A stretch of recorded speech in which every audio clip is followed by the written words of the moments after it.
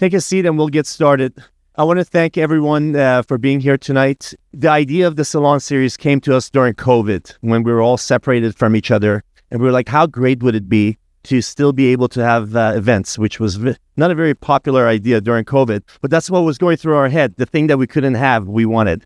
So we thought it would be great to have intimate conversations with experts from the built world and depending on what their expertise are.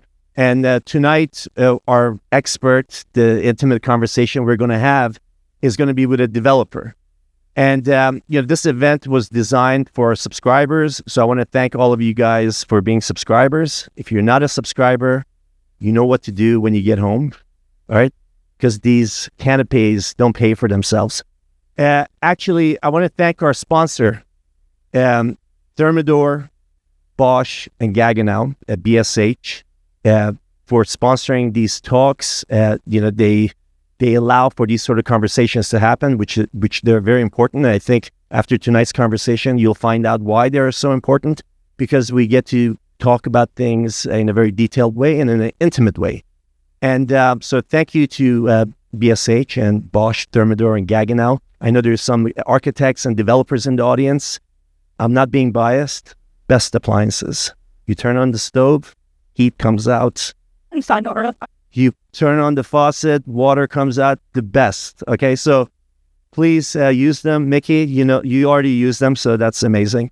So tonight's expert is a developer. We have all sorts of different developers in the world, right? You have the institutional developers, you have the financial developers, the guys who work off of spreadsheets. You have the marketing guys who just see something and they're like, I can market this and make it work. And then you have the bricks and mortar guys. And then you have the guys who are able to do sort of all three. You have to be hands-on on all three. And they're independent developers like Miki, right? So he's able to do all three of those things and make them work, which is very difficult to do because you're usually an expert in one thing or the other. And then when you are an independent developer, you do a project and then you don't do one for years. And you do your next project. You can take your time. You make a lot of money being a developer if you can do it right. Right? I don't know. But the interesting thing about Miki and why we chose him as the developer expert for this series is because he doesn't have a gap in his development. He is doing multiple projects at the same time, which is very normal. That's what you expect from a Related or Brookfield or some of these institutional guys to do.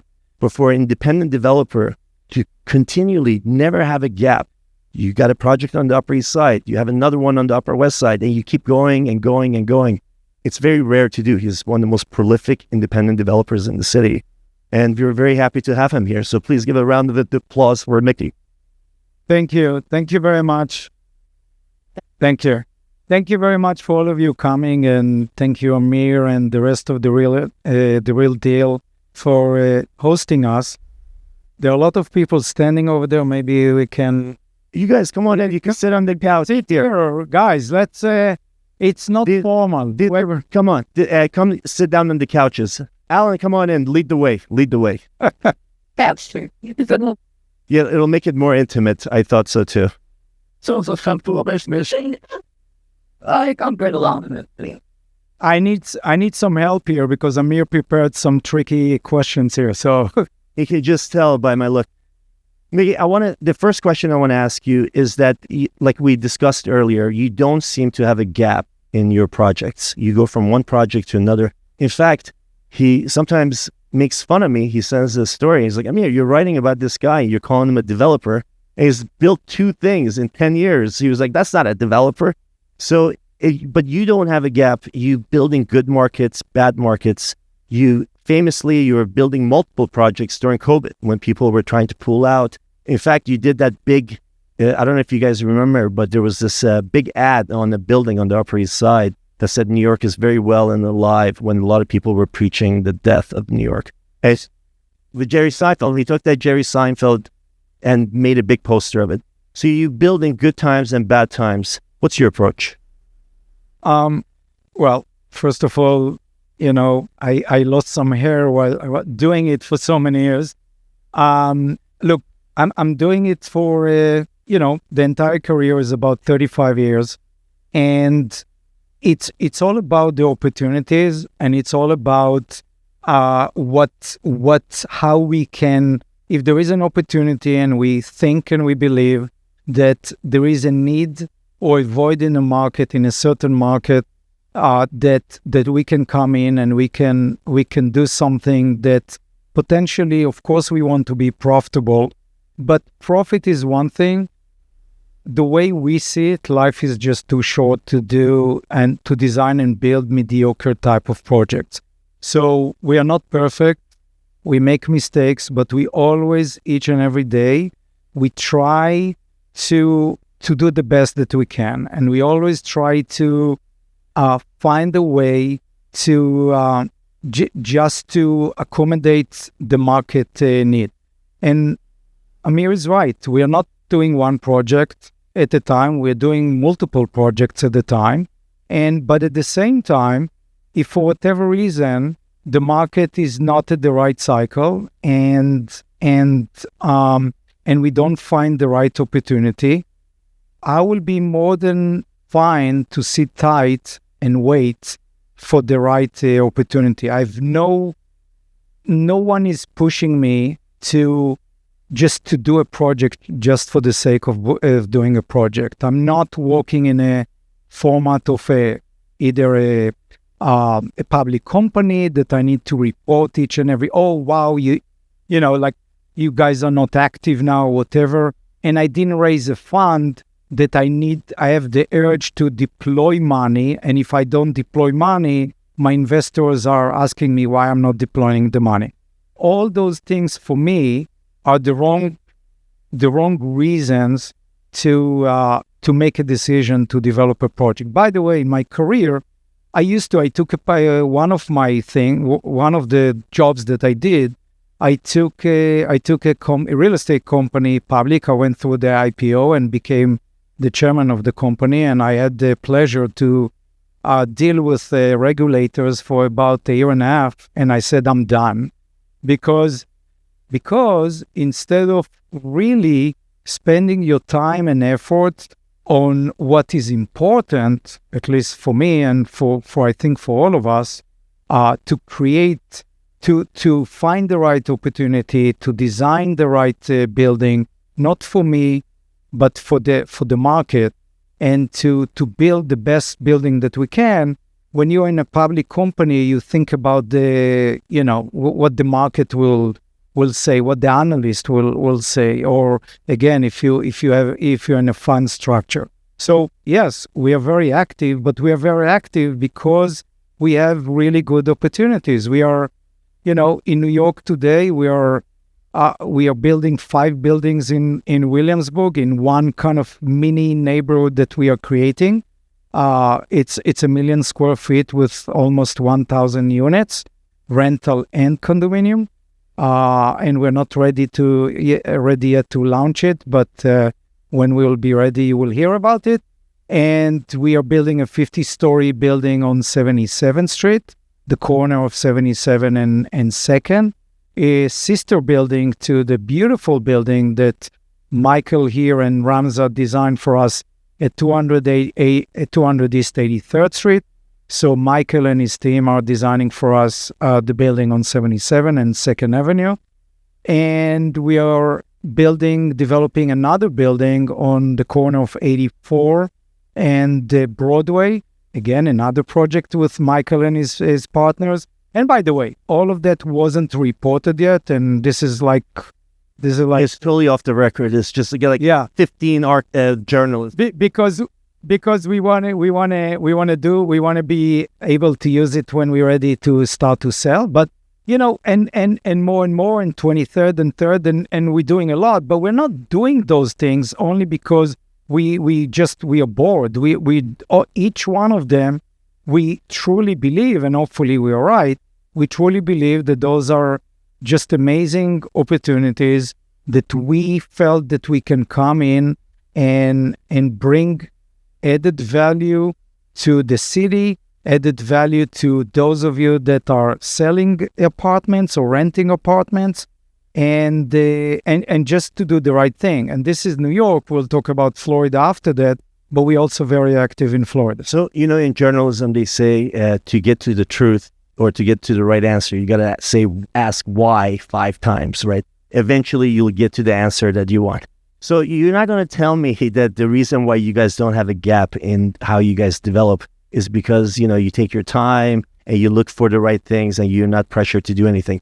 You built through 2008, you built through 2010, you built through COVID, you're building now, in different markets. There is something there that allows you to continue to build no matter where the market is. What is that one thing? What is it that sets you apart from all these other developers who've built before, but they're not building now or they didn't build before? Right. So I will come back to that because I will give you a couple of years that we didn't buy anything, and I will explain this in a second. But I at the end of the day, it's about reputation. And this is not only for a developer.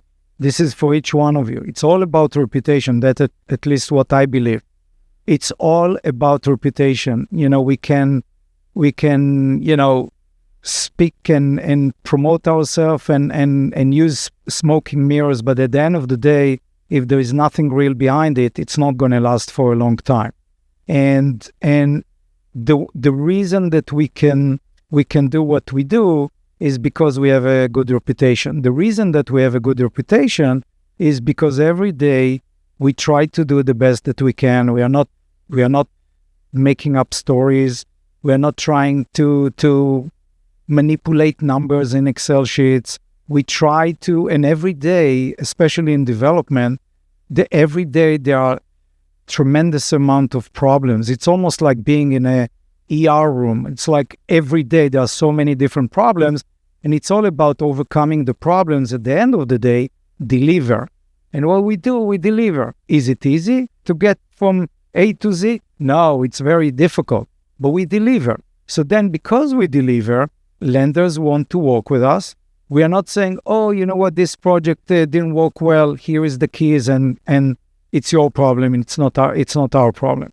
So the lenders are supporting us. And by the way, we also lending money. We have a debt fund, and that's part of the reason we have also a very good relationship with the lenders. So in this business, that projects are hundreds of millions of dollars, billions of dollars, tens of millions of dollars. You need the support of the lenders. You need the support of if it's a residential project, either for sale or rental, you need the support of those of you here that are making your living by either selling units or renting units.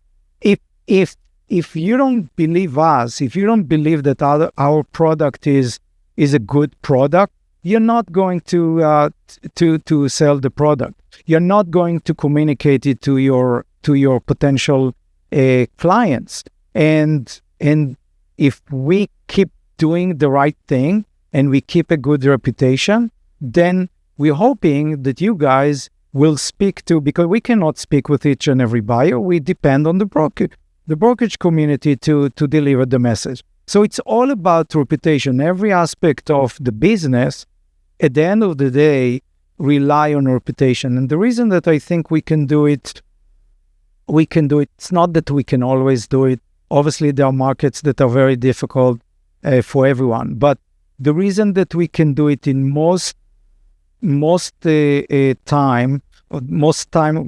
parts of the cycles is because we have a good reputation, and we have those that are believing in us, and they know that we can deal with the problems and the situations, and if we have the right vision, and we can get it done. So this is yeah. So it's funny. I teach a class at the Columbia, and the first thing I ask the students, it's a real estate media and information. And it's all architect students, and I asked them, I was like, how many of the people in this class want to be developers? Everybody raises their hands. And then I look at the crowd and I look at the individuals and I'm like, man, you'll never be a developer. I can just tell by looking at you. I mean, you can't go to school and say, I want to be a developer. But nobody goes and says, oh, I got a PhD in development from Harvard, right? Like, that doesn't exist. And in the world of real estate, developers are, on the upper part of the hierarchy. What do you think made you a developer, like a very successful? What do you have, you think, that allowed you to be in that group? Well, first of all, but this is not only being a developer. To be successful, I believe you need to be highly motivated. You need to be willing to work really hard and not just to feel sorry for yourself. You sacrifice on certain things. My older daughter Danielle is here. I see her a lot now because she's working in the company. But when she was growing up, I didn't see her much. I wasn't home much. When I came home, my kids were sleeping already. So you sacrifice, and you need to work really hard, and you need to be humble. Look, the way I see it, I'm far from being perfect. I'm trying to do the best that I can. That's what I always try to tell the younger generation that is joining us. It's all about trying to understand what you're good at and what you're not good at, and try to continue to learn. And most important, when you become successful, continue to listen and to be open to listen to criticism and other opinions. Because throughout my career, I met a lot of very, very successful people. Big billionaires, head of states, prince, whatever you even think about, I met all of them. And the majority of them, the problem that they have is that they got to a point that they stopped listening. They just stopped listening. They surrounded themselves by people that told them, were telling them everything they wanted to hear. And that's where they started to fail. So it's all about understanding. To me, it's all about what I think. It's all about understanding that we're all human beings. Thank God that I'm successful, but I'm making mistakes and I don't know everything. And some of the people around me, they have better ideas than I am. And I want to hear and eventually try to implement and push them to get the best from them, so they can help us to create the best thing that we can create. And I truly believe that this is a major reason that we are successful, and we are. I mean, look at all the projects. Take even the last 10 years. Each and every New York, only New York, for example, each and every condominium project that we built in New York was sold out before we got the TCO, before the first buyer moved in. I don't think that there are too many other developers can say it just take the last 10 years. And I'm not trying to rave about it. This is just a fact. And the reason is why. So the reason is because we don't take things for granted. We're not just letting, with all the respect, Michael is here, we don't let the star architects to design what they want without getting a feedback from the market. We don't design buildings that I think that this is the best marble or the best faucet or the best whatever. Of course, I have an opinion, but I'm not trying to impose my opinion. And I'm always asking the architects, the interior designers, the best brokers that are working with us, not to impose their personal opinion on this entire creative, but instead of that, try to understand what the buyers are looking for, what the renters are looking for. And especially in New York, each and every neighborhood is different. Sometimes each and every block is different. So it's all about, think about what we do as developers. We're actually in a really crazy business. We are designing and building very expensive buildings, hundreds of millions of dollars, basically on spec, right? We don't know who's going to buy there. So if we are not spending enough time to really try to understand who is the buyer and what they want, not what I want, not what the architect, of course, the architect is very important, but we want to make sure that we understand what the buyers want or what the renters want, and then translate it to the appropriate design, the appropriate layouts, the appropriate finishes. And I believe, again, why are we selling all those buildings? Why are we successful selling it? This is not, it's a building after building after building. Hopefully I'm not jinxing it. No. but this is, I think this is the main reason. But I mean, the thing that I like to point out is that a lot of other people developed during the same period, and they didn't all sell out before they went to market. So there's definitely something there. So what is your process then when you're trying to identify a project? Do you look at the opportunity where the land is first, or do you identify a neighborhood first? What is that process like for Miki? Okay, so it's not only Miki. I have a really talented group. So like when the actor's like, I want to thank God and my agent. No, but this is... You're the one, Miki. You're the one. No. But look, let's take the Upper East Side, just to use an example, right? Instead of... so take the Upper East Side, right? Up to whatever, 4 or 5 years ago, we didn't do anything on the Upper East Side. And then one day, kind of, we were all thinking about it and said, wow, we didn't do anything on the Upper East Side. Upper East Side is such a beautiful neighborhood, amazing neighborhood. And by the way, for some reason, and I don't know if any one of you have the answer for it, it's the cleanest neighborhood in the city. I don't know why, but in any event, but for many years, a lot of people moved from the Upper East Side downtown. And the reasons that we all heard, or they were kind of using, there are trendy restaurants downtown, and I feel cool, I feel younger, the downtown and all of that. And some of it is true, okay? But still, some of the best schools on the Upper East Side, again, very residential, beautiful neighborhood to live in. So not everyone moved to downtown because of those reasons. The main reason was there was really not a good product over there. So if you think about it, in kind of prime Upper East Side, it was basically controlled, or probably still, by some of the most famous core buildings and some not that famous core buildings. But those are very old buildings, small elevators, old mechanical systems, small windows, no amenities. You go to, you step into a lobby and there is a round table with something on the table that looks like what my grandma used to. And you ask yourself, what? This is the best of the Upper East Side? So we said, okay, there is a real opportunity. Honestly, I don't know why anyone else didn't do it before.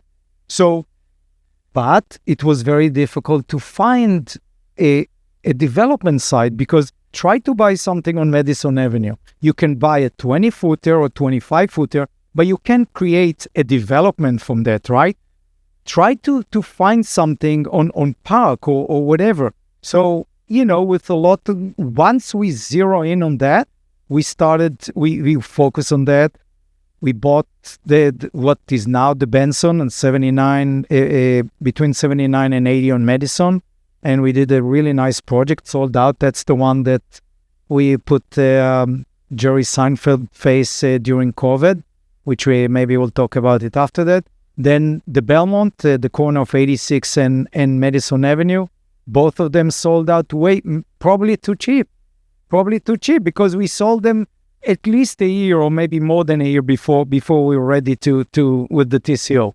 And then 200 East 83rd Street, the 50-story building, again on 3rd Avenue, blending at $3,000 a foot on 3rd Avenue. And you ask yourself, okay, why people are paying $3,000 a foot on 3rd Avenue? If you guys didn't see the product, and I'm not promoting it anymore because we sold out, it was the best-selling building in 2021. Just look at what we did over there. Such a beautiful building that the buyers, they're just like, oh wow, I can live in this great neighborhood, and I can be part of this amazing building. So that's the answer. It's just like, okay, we looked at the neighborhood and we said we need to try to find the right opportunities, because there is a demand here that no one is serving. But then if the options are the 20-footers and the 25-footers, how are you able to do those larger developments? Okay, so the Benson, for example, we did 5 transactions, 5 different sellers, each one more stubborn than the other one. And then we had commercial tenants and 1 or 2 more stabilized tenants that we had to walk through, and we do everything the right way, of course. We paid whatever we needed to pay, and we got 11 transactions to get the site. By the way, just a funny story. So always the last is the most difficult, right? So we assembled 3 or 4 20 or 25 footers, and then the last one was an 80+ years old gentleman that we spoke with him first, and he said, yeah, I'm going to sell the building, but you don't want to buy only my building, so start to buy the other buildings. And eventually, when we bought the other buildings, he said, no, I'm not interested to sell. I have too much money. I don't know what to do with the money. Now, the guy was born in Israel, and when he was 20 years old, he moved to the US, and so he spent his entire career, made a lot of money, and when he was 55, 60 years old, he moved to some huge farm an hour away from Washington, D.C., and raised horses and didn't care nothing about real estate. So I called him and I said, okay, maybe I will speak with him in Hebrew. He will be nice to me. He didn't want even to talk to me. So then I said, okay, I asked Eva to schedule a meeting with him in his place in the farmland, and he agreed to give me half an hour between whatever he did over there. So I landed in DC, took a car, got to the place, and when I came there, he said, look, you look like a nice man, but you just a nice gentleman, but you spend your time. I'm not selling the building. So going through all of that, and eventually I had to fly to Malibu because he spent the summertime in Malibu, and to know everything about his kids and his grandchildren and this entire thing, and they don't like him and all of that. And no, really, to go through all of that, eventually we shook hands in Malibu to buy a 20-footer on Madison Avenue. But you do what you need to do, right? Now, I don't even remember that, right? So it's like, okay, whatever. It was one of the things that you need to do. So it's difficult. Sometimes it's easier. 86 and Madison actually was an easier transaction. Vornado on the corner, they bought it as part of a package of few buildings. I forgot, and you guys obviously reported on it. And Steve was thinking about developing it, but he probably decided not. We came and we said we want to buy it, and he put a number, and they were really good to work with. Very quickly we worked the deal, and it was much easier. We didn't need to assemble it, right? But so each one is different. But I think the idea of you picking up and going to Virginia and then not knowing how you're going to be received, flying 6 hours, and this is relatively recent. It's like after your success, and flying 6 hours to Malibu, not knowing how, again, he's going to be received, just to make that thing happen. And I think that's where the difference is. That's the difference in the class where people raise their hands. It's like, you're not going to make that flight to go all the way to Malibu. I think other people are doing it, but I'm laughing because Eva is here. So he did, we were basically, there was no discussion about the deal because he told me that he's not selling. So then I said to Eva, do me a favor, call, because he had someone that answered the phones for him. I said, Eva, do me a favor, call and say that I want to come to see him again. So she said, oh, you know what? He's spending 2 months in California. I said, okay, so call back and say that tomorrow I actually happen to be in Los Angeles, and if maybe, I will just stop by for a coffee. Obviously, I didn't have a reason. So I flew, landed there in the morning, went to the meeting, spent a few hours listening about his grandchildren and all of that, and then took the red eye back and flew back, right? I mean, that's it is what it is. But, yeah. But honestly, it's not always working. Many times you have not everything works well. You have a lot of, we went through a lot of things that, I think you guys reported. we had a deal on 570 Washington, which is a very big site, right? We had a deal. We fully negotiated the agreement. I signed on our side, so you sign and you send to your lawyer, and the seller was supposed to sign. And I said, okay, here is rewiring the deposit. Okay? And so everything was ready and done. And then they said, oh, they disappeared on us for a few hours because we were asking for the wire instruction for the deposit.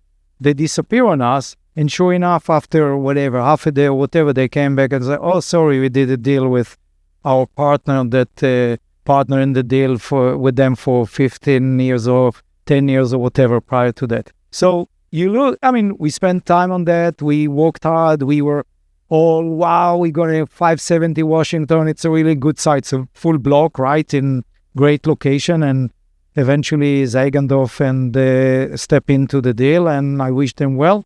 But, I wish them well. I'm going to fuck yourself. No, but we lost it. So, you can't win everything.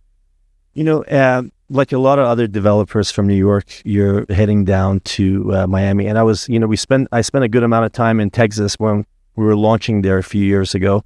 And I remember talking to this big Texas developer, and he was like, well, all these citiettes from New York are coming and ruining the prices here because they look at everything and they say everything is so cheap, with the New York City perspective.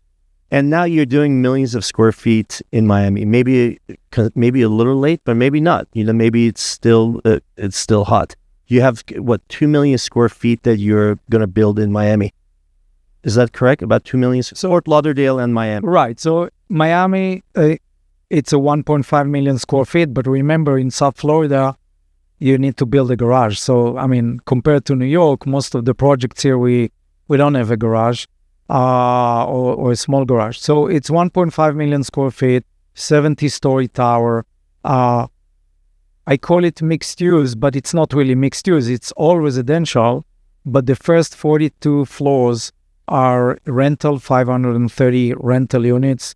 So it's a building on top of a building, the way we design it. So ground floor lobby, their own elevators, full floor amenity, 530 rental units. And then from the 43rd floor up to the 70th floor, we have 259 condominium units for sale. Separate lobby, everything is separate, full floor of amenity on the 50th floor. Really, really nice. Now, it's a massive project. Massive. And we have another one in Fort Lauderdale. We'll talk about it. So why did we do it? A little bit, just 2 minutes, a little bit going back in my history. 20 years ago, 15 years ago, I was involved in a lot of projects outside of New York. As far as Singapore, I was involved in 2 big projects in Singapore. I didn't live in Singapore. I was here, but I was involved in, as a partner. One project we were 50%, the other project we were 1/3 of the deal in Singapore. We did in California. We did all over. But then from, I would say, 2011 to about, I would say, 2 years ago, I focused mainly on New York. If you know what you're doing and you know how to time it, it's one of the best real estate market, in my opinion, in residential. And plus, I didn't want to be in a position that every minute that I'm awake, someone needs to talk to me. In Singapore, 10 a.m. there, 10 p.m. here, and whatever, right? So crazy, or the West Coast or whatever. Now, South Florida, for a long time, we wanted to come back to South Florida because we were active in South Florida.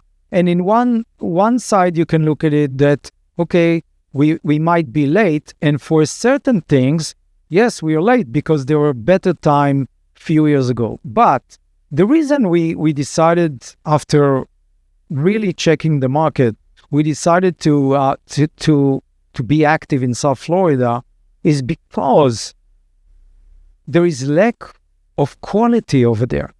There is lack of quality.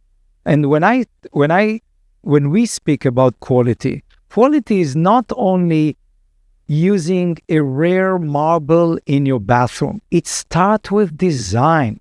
And it's not only the facade of the building. You look outside and you look at the facade, it's a nice building. Then you walk in and you look at the layouts, and it's unbelievable. Most of the buildings in Miami, the layouts are terrible compared to what we do. Guys, you go to a brand new building over there, you go to an apartment that was sold for 5 million, 10 million. And in the middle of the living room, there is a huge column blocking the view. And you think, and you ask yourself, what the architect, the developer, and the broker or the marketing were thinking about. This is like crazy. But for us, it was an opportunity. So we saw there is a really lack of attention to details. Maybe part of it is because it was too easy for them. It was too easy for them. They were building, everyone were buying, everything was great, and whatever. So they didn't pay enough attention to the design, to the quality of what we are creating a product. So we need to create the best product that we can. So we thought, okay, there is an opportunity. At the same time, a lot of people, more and more people moved to Miami that are looking for quality, right? So this is not something that we created. I mean, COVID was like the turbo acceleration of people moving to Miami. Some that moved from New York came back to New York, but there is a real need for quality in South Florida, and there are good developers over there. Not everyone are but there are not as many talented developers in South Florida as in New York. So the competition for quality, I think there is a void for quality, and we think that we know how to do it. We have the experience to do it. We pay attention to detail. We spend thousands of hours designing those things. So we fight for every column, every drop of a ceiling. We want to make sure that we do the best. Are we doing perfect? No, it's never perfect, but our layouts are very good layouts. And we opened actually the sales office in Miami, 2 months ago. And we have a really good response. So hopefully it will continue. But that's the reason why we decided to go to South Florida. Just we felt that we can do something that will be beneficial for the market, but obviously for us as well. It's a very New York attitude too, right? Because you're like, of course we can do this better. You guys don't know. But it's also a funny thing you see. You always see New York developers in other markets, but you never see a developer from St. Louis coming to New York and say, hey, I'm going to build something here. That just never happens.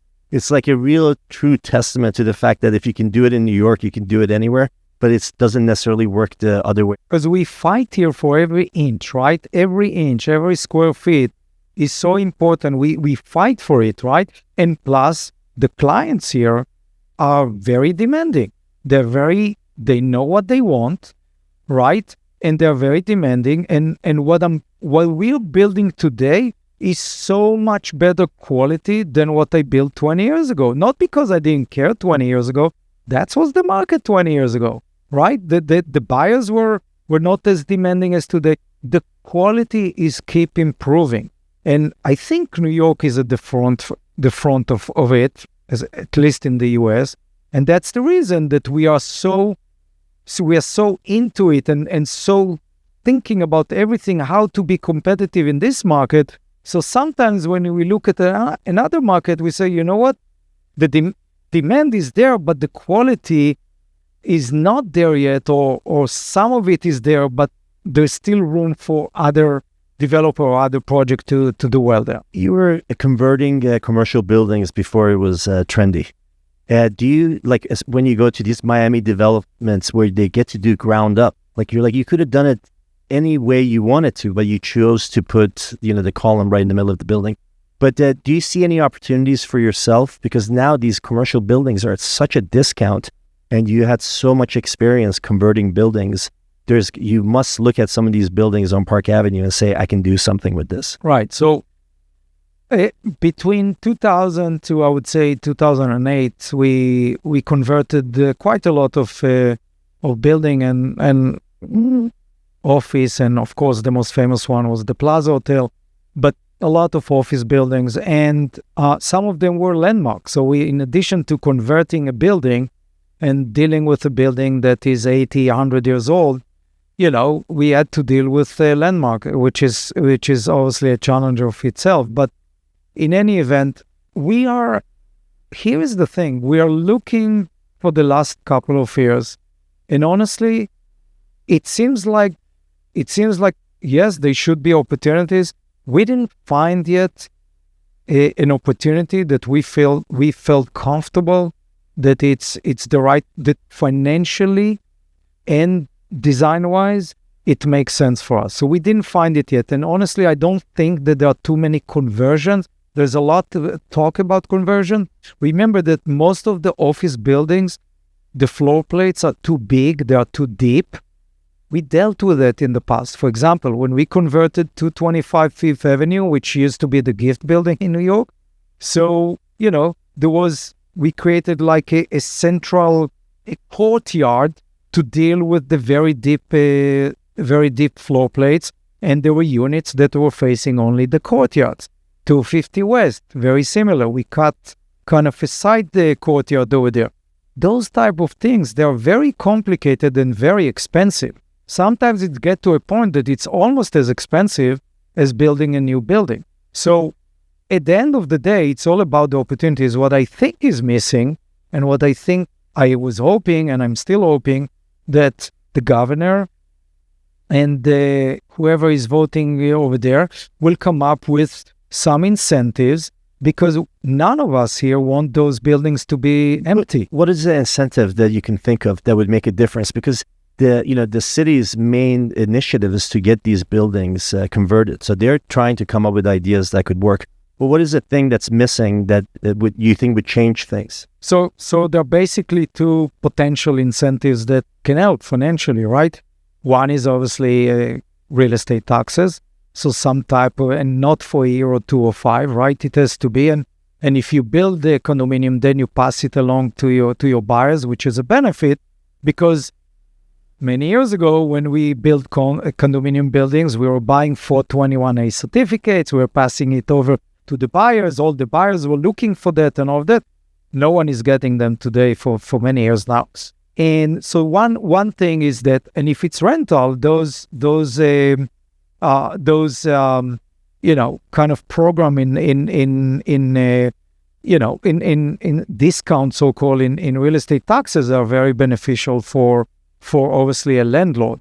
The other incentive is just increasing the FAR, because you need, as a developer, look, we all here know that developers and all of us in the business, we know that it's not granted that we're going to be profitable. We take a lot of risk. Sometimes we're profitable, sometimes not. We all hear about those that are not profitable, that are defaulting and all that. But most of the politicians think that all developers are making so much money and everything is so easy, and they don't understand why they need to give incentives to developers. But it's not to developers. It's really, how do we change those buildings from big, empty commercial buildings for the city, not for okay, I don't want to make money, but who is going to convert it? Who is going to convert it? If it doesn't make financial sense, no one is going to do it. The state is not going to do it. The city is not going to do it. So who is going to do it? You need to make sure. So there are two financial incentives. Either you substantially increase in the FAR, so it makes sense and you can do something and you can increase, you can build more floors or whatever, or some type of a tax benefit. So it comes down to money ultimately. In something, not money. I understand, but like some sort of financial incentive. Because otherwise it doesn't make financial sense. Not real estate. None of us is going to do anything unless it makes financial sense. Now, even if we think it makes financial sense, we might be wrong and we might lose money, but none of us is going to make a decision on anything in life to spend money if we think we're going to lose money, right? So it doesn't make sense. So why would I do it if I know from day one that I'm going to lose money? Doesn't make sense. So we need to find a way to, and I give you another reason, and I think I said it on a panel that you were moderating. and now it's a fact. Before that, it was maybe. I mentioned that we are building 5 buildings in Williamsburg, and the original plan, so it's 1 million square feet. The original plan, so we have phase 1 with 3 buildings, 2 rental, 1 condo. And you will hear pretty soon about the condo because someone that is very, very talented that is here today is going to promote it. Now, so that's one thing. Phase 2, we were planning to build 2 rental buildings. That was the plan. That's what we wanted to do. Because the Affordable New York program expired and we didn't have the time to drive the piles and play the game with the piles, we can't build rental. So I mentioned it to you, and then when I met with the governor, I said the same thing, and to the mayor the same thing. I will be okay. I'm building condo. I'm going to make money. How exactly it's helping the city? How it's helping the state? Because I don't have a choice. I'm not going to build rental and lose money because I need to pay full real estate taxes. It's just too expensive. It doesn't make sense. But that's the thing. The politicians, they just don't understand that we are not going to do something that in day one we think we're going to lose money. We're just not going to do it. Yep. No, that makes sense. There's a lot of frustration there, for sure. Developing in New York and Miami, I just want to ask quickly, give us some key differences in Miami where you're like, oh my God, this is incredible.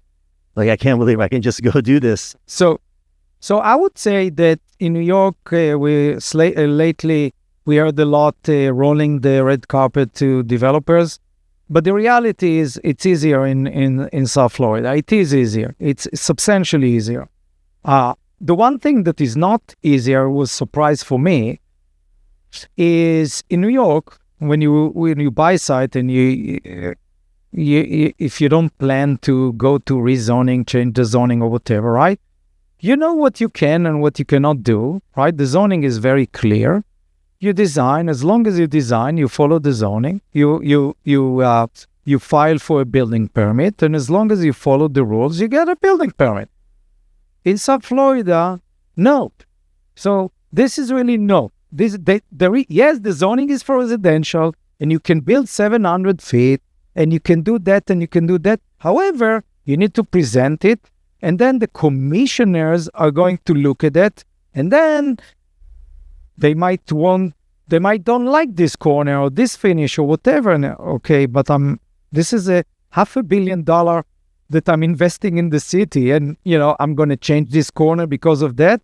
I think the buyers like this corner, not that corner. But the point is, it takes longer actually to get a building permit in, at least our experience, Miami and Fort Lauderdale, than New York. However, everything else is much easier. And that's the reality. I'm just curious, how many people in the audience have had to ever get $100 million loan? Just raise your hands. It's a tough thing to do, especially in 2023 when it was one of the toughest lending markets in recent history. You managed to get $800 million loan in construction loans to build stuff. I'm just curious, you get to a certain place with the bank where they're like, Miki's credit's great, he's got a great reputation, let's give him $200 million.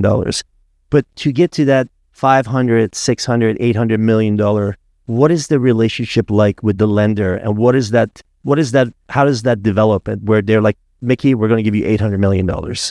Well, they're not giving it to me. So first of all, you have to have the right. They're definitely going to collect it from you. No, correct. No, we'll get there because we spoke about reputation. Reputation is very, very important because lenders are looking, and I say it while I say it, I'm thinking about a couple of stories in the last 20 years that some real estate developers defaulted, and we all thought they will never come back. And 5 years after that, they were doing big projects. So it's not always, but I still believe reputation is very important. And yes, memory is short, but still a long-term success or reputation in paying back loans and doing what you promise and completing things on time and getting things on budget are very important. But first of all, it's about the project. If the project doesn't make sense, no one is going to lend me money. No one is lending Amir money. No one is going to lend Jeff Blau money. First of all, the project has to make sense. So if the project makes sense, financial sense, real financial sense, and the lender doesn't look at my last dollar.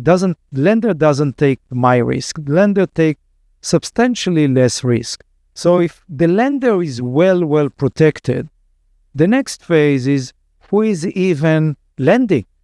And Amir is right. There are only few, especially when you go to the over $100 million, there are only few that are lending. Only few in this huge country, only few that are lending. Not only in New York, in the entire country, only few that are lending.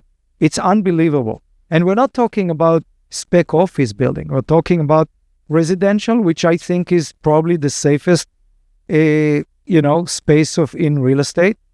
And it's very difficult to get financing. However, if you have the right project, if it's really solid, and they stress test it in every different angle, and they feel comfortable about their position, and if you bring real equity and not play games with equity, and you have real equity in front of the lender, and you have the reputation, and you have the right team, then you can get financing. And Amir is right.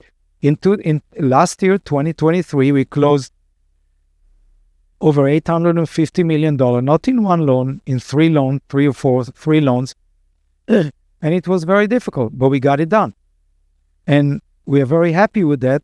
But it doesn't mean that in 2024, 2025, it will be a walk in the park for us. No, it's going to be difficult. We're going to grind. We're going to push. We're going to make sure that we have enough equity in the deals, and we'll make sure that the lenders will feel comfortable with our deals. Now, I just want to mention one thing. What is helping us a little bit is that we enter into the lending business a few years ago, and we run a debt fund, and we are lending money to other developers and real estate investors. And being a lender, it's actually a very good time because there are not too many lenders that are willing to lend. So we look at, when we come in, we are not just like some credit officer that sits somewhere and doesn't really understand, he or she see many different potential loans and they make a decision based on what? We understand the real estate. So if we look at the deal, for example, we are financing 64 University, which is actually a really nice project. The developer is doing a beautiful job, right? We missed this opportunity. We didn't buy the site, but the developer is doing a really beautiful job. We looked at the deal and we said, okay, this is the right basis. This is a good project. This is sellable. They can sell it. And, we feel very comfortable with us. So the same way that we are looking at it as a lender, other lenders are looking at it. While we are doing it, we're having we're establishing very good relationship with major lenders. Because, for example, 2 deals we got, Deutsche Bank came to us and said, look, we're looking at those 2 deals. Would you take we're lending the second tranche, the mezzanine piece. Would you be interested to lend the second tranche? So deals are coming from lenders. We did deals with Deutsche Bank. We did deals with OZK. We did deals with others. The lenders love having people like us that understand real estate in a second position, because if we vet the deal and we think we can make mistakes, but at least we understand the real estate. We understand the challenges. We understand what it takes to get it done. And they feel more comfortable that we're in the deal. So it's all about, at the end of the day, it's relationship, both ends. And, you get to know people and they feel comfortable with the way you look at deals. They feel comfortable that you're not just over-optimistic and manipulate numbers in an Excel sheet. And that's how you get there. I want to have Michael Jones, who's done many projects with Miki as an architect. Michael, you've worked with a lot of developers, throughout the city, especially in the last 10, 15 years, with a lot of them. What makes Miki stand out? I don't, it's not like related to the corporation or each other work.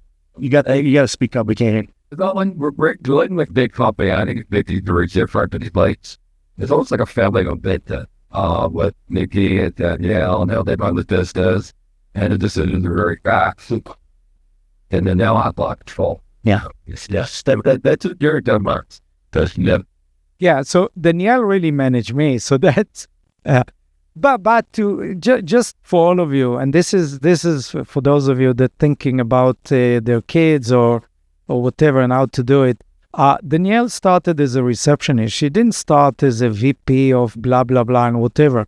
And part of what the reason is that throughout my career, when I met all those very successful people, very, very wealthy people and whatever, and when I got a little bit close to them, because I'm a family guy, it was always my questions to them was about family. So tell me how you dealt with your kids, how you make sure that they're motivated. You have billions of dollars. How you make sure that you're motivated. Most of them, you will be surprised.